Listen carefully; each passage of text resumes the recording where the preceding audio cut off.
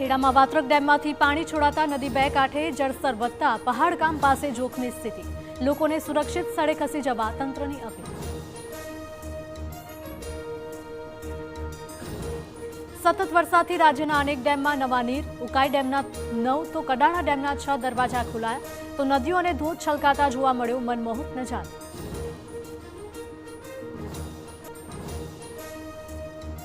અંકલેશ્વરની હોસ્પિટલમાં દર્દીના મોત બાદ બબાલ થઈ, પરિવારજનોએ મચાવ્યો હોબાળો, તબીબોની બેદરકારીથી મોત થયું હોવાનો આક્ષેપ।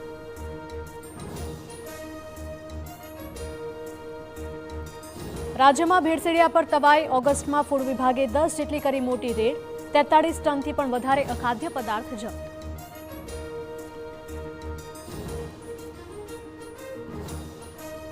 લખનૌમાં ફટાકડાની ફેક્ટરીમાં ભીષણ બ્લાસ્ટ, 4 લોકોના મોત થયા। બ્લાસ્ટથી આખું બિલ્ડિંગ ધરાશાયી થયું, આસપાસના ઘરો પણ ધ્વસ્ત।